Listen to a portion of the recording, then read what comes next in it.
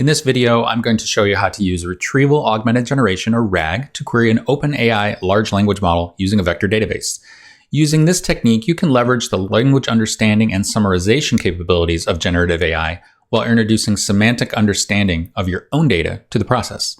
The key benefit to using source data vectors is that we can match the prompt response to the meaning of the user's prompt, not simply match keywords found in the source data.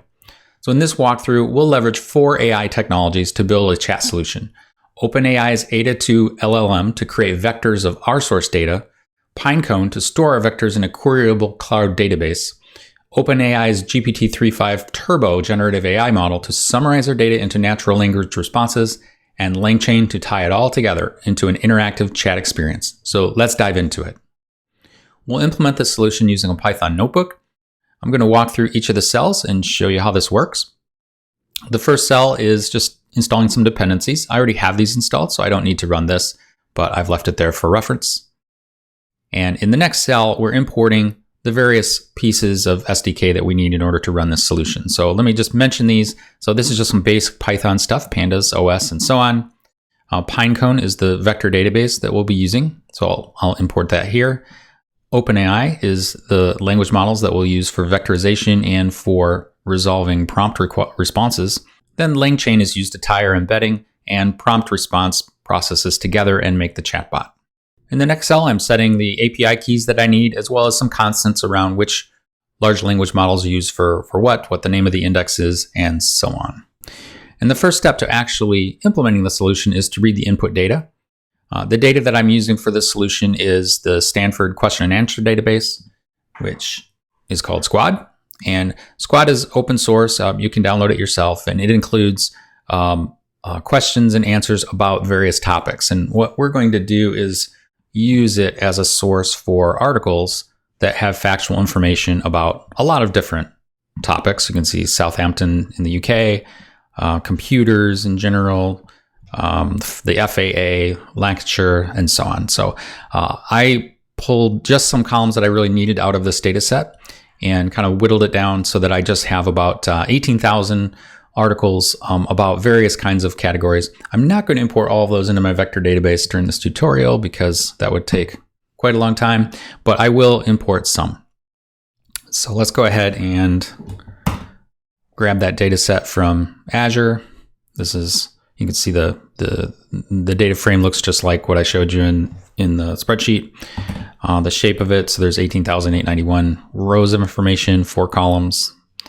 That looks fine. Okay, so previously I brought in all the articles about Detroit and London, 2 cities, and I added those to the vector database. Before we bring data into the index, let me just show you what it looks like right now. So it has the Detroit and London data in it. The index is called default. It's in the Pinecone Cloud Database solution. Then if I click into that index, you can see some of the data that's already been imported. So this is the metadata from the spreadsheet. So the ID, that UUID number, the subject, Detroit in this case, the context, that's the full article text. And then what's created is the vector. So in the end, we search for a vector that is close to the vector of this text and then return the text and then take that text and give that to the GPT model so that it can use it to formulate a response. And what is a vector? A vector is really simple, really. A vector is a list of floating point numbers. So if in the real world, we have 3 dimensions, so we have X and Y and Z. When I hold my hand in front of my face, it has a certain position, X and Y, and Z, its elevation. This is really the same thing, except that in this case, there are 1,536 dimensions rather than 3. And a vector database stores text like this in some virtual space that has 1,500 dimensions. And when we want to find text that's similar to it, it really just says, what are the closest neighbors? These are the things that are closest in the 1,500 dimensional space to what you just said. So these are the articles that are probably relevant.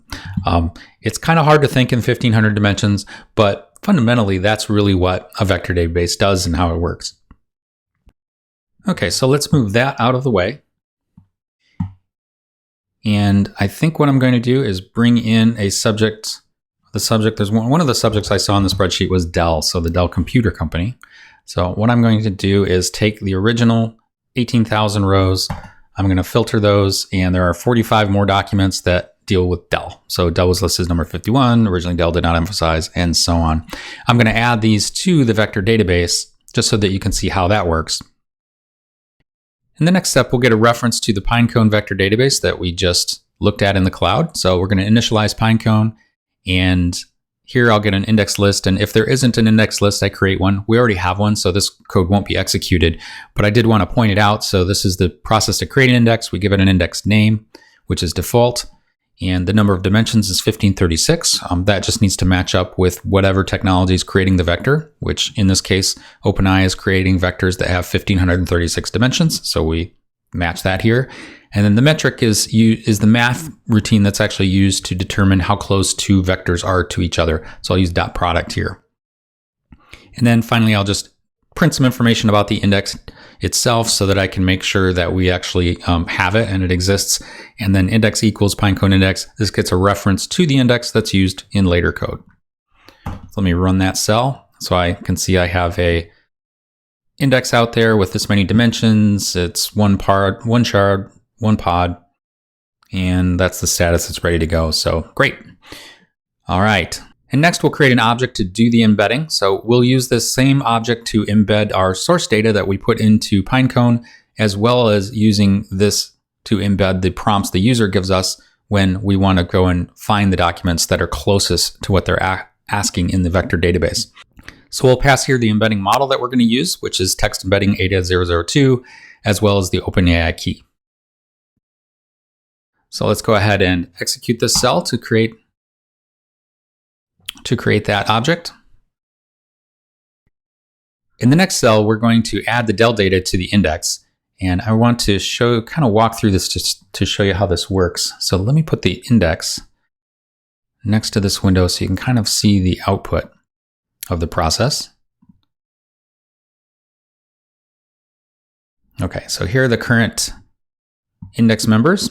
So in this routine, we're going to batch through this. So if we had 1,000 or 50,000 entries that we wanted to add, I wouldn't add those in one loop. So essentially what this loop is going to do is take a batch size of 20, and it's going to add 20 at a time to the vector index.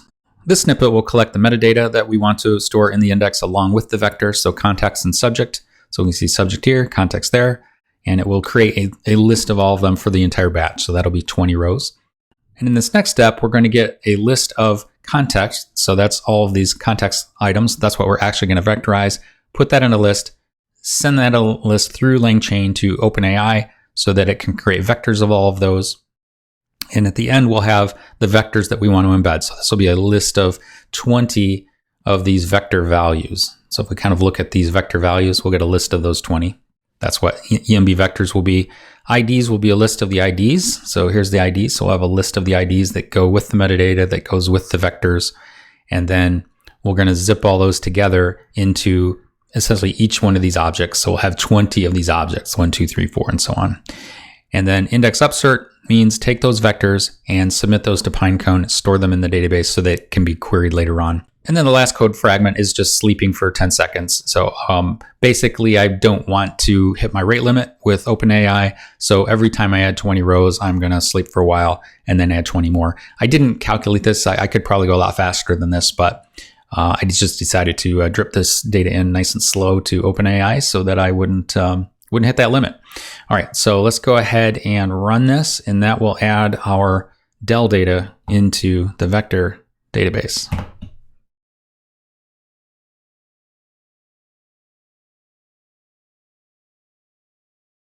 Okay, all of our batches are processed. The data is uploaded. And now if I go back to Pinecone, I should be able to see some data in here. So if I go to indexes, and now I have 211 vectors instead of 166. So I can see that some more data has been added. And in fact, on the first page, I could see some Dell data that's here rather than the first page being made of London. So here's a couple Dell that got added to the top. So that looks fine. So we'll move that aside. Okay, so we're almost done. The next step is to just check and make sure that this data really made it into the database. So I'll ask about Michael Dell. I'll say, who founded Dell? I'm assuming this is going to be Michael Dell, so let's just see. this query asks the vector DB, in other words, Pinecone, directly to find some data that's close to what we just said. And what we got is just wrote sort of like the entire article. So if we were building a search engine, this is probably what we would get. We would ask who founded Michael Dell, and we would get entire articles that we could pour through. So the advantage of using a large language model is we can get summarized data that's more customized to the way we ask the question versus just returning a list of articles. So that's what we'll do now. So we're going to create a chatbot. We'll use 3.5 Turbo from OpenAI to do that. And the first thing we need to do is create a reference to the LLM. So we have to provide our key. We have to provide the name of the model, and the name of the model is GPT-3.5 Turbo. And then the temperature would be how creative do we want the responses. And since really I want facts, temperature 0 means just, it's Joe Friday, just the facts. Give me the facts. A very high temperature would give me something, that's more loose and informal and casual. So I'm going to go with 0 because I just want facts out of this database. And then this line creates a conversation memory. So as we ask a question, if we ask a follow-up question, I want the large language model to know that I'm asking a question that's related to the question I asked before, if that makes sense. So every question I ask has to be connected to the question prior to that. And k equals 5 means that I'm going to submit the last 5 interactions back to the large language model in order to get something context sensitive to the conversation. This is a trade-off because the larger this number is, the more data that's being sent in with the request, and that eventually costs more. So 5 to me is reasonable, so that if I ask a question, it can be influenced by something I asked 5 turns ago. So if that makes sense. The last code snippet creates the actual QA object, and then this is what we'll submit queries to, and then LangChain will take that and run that through vectorization, and then run that through the large language model, and then keep a history of that and return the result to us. So it's all a nice little pipeline that they put together for us. Now with all that done, we can go ahead and use the chatbot. So the first question I'll ask is, what do people like about London? So this is, you can get this out of the source data, but there isn't really an article that says this is what people like about London. So the large language model is going to have to use some judgment about how to respond. And here's its response. It says people like London for a variety of reasons. Okay, I'm sure that's true. Some of the things people appreciate about London include rich history, cultural heritage, vibrant arts, and so on. So, okay, now I'm going to ask a follow-up question, and I'm not going to reference London.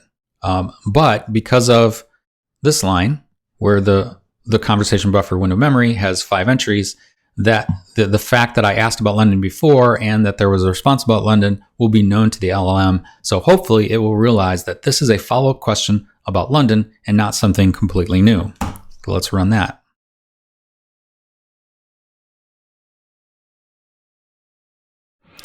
And it did know. It said, yes, it's expensive in London. I didn't ask about London, did I? But I did back here. So the chatbot knows that. So let's ask, does Dell make surfboards?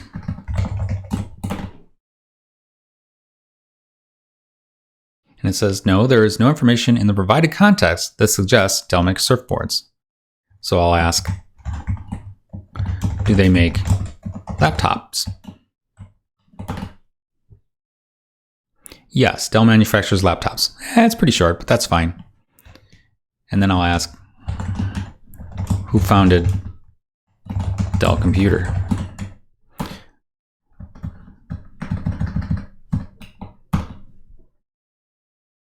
Michael Dell? Okay, so that's it. We've got our chatbot that uses a large language model from OpenAI, but we also use a vector database so that when we ask questions, those questions will be matched to our data based on meaning, not just on keywords. And we use LangChain to kind of tie it all together and make it pretty straightforward to implement this kind of a solution. Our next step would be to take this, make it into a service, and integrate it into an application that your users could use.